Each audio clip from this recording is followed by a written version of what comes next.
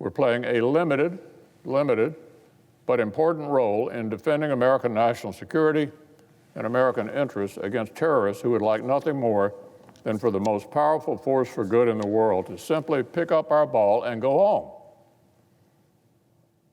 They would love that. That's why last year, 70 senators, a bipartisan supermajority, voted for an amendment I authored. It acknowledged the progress made in Syria and Afghanistan, identified the risks that remain, and cautioned that precipitous withdrawal would create vacuums that Iran, Russia, and the terrorists would be delighted to fill.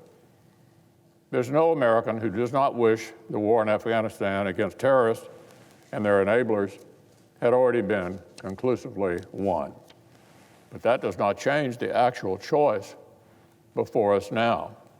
A rapid withdrawal of U.S. forces from Afghanistan now would hurt our allies and delight the people who wish us harm. Violence affecting Afghans is still rampant. The Taliban is not abiding by the conditions of the so-called peace deal. The consequences of a premature American exit would likely be even worse than President Obama's withdrawal from Iraq back in 2011, which fueled the rise of ISIS and a new round of global terrorism. It would be reminiscent of the humiliating American departure from Saigon in 1975. We'd be abandoning our partners in Afghanistan, the brave Afghans who are fighting the terrorists and destroying the government's leverage in their talks with the Taliban designed to end the fighting. Our retreat would embolden the Taliban, especially the deadly Haqqani wing, and risk plunging Afghan women and girls back into what they experienced back in the 1990s. It would hand a weakened and scattered al-Qaeda a big propaganda victory and a renewed safe haven for plotting attacks against America.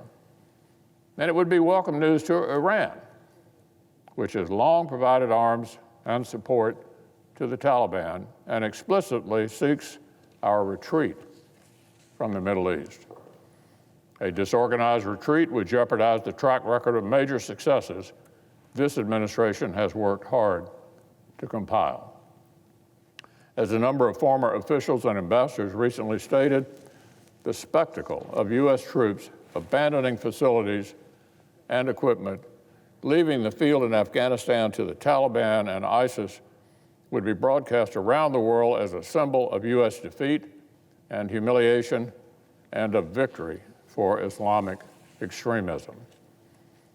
President Trump deserves major credit for reducing U.S. forces in Afghanistan to a sustainable level, scoring major victories against terrorists across the region, and ensuring the Afghans themselves are at the front of the fight.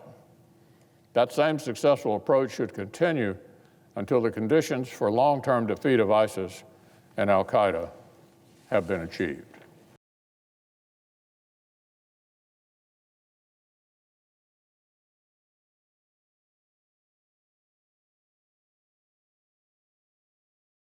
The biggest stories the moment they happen from around the globe. Subscribe to Bloomberg Quick Take now for insight in an instant.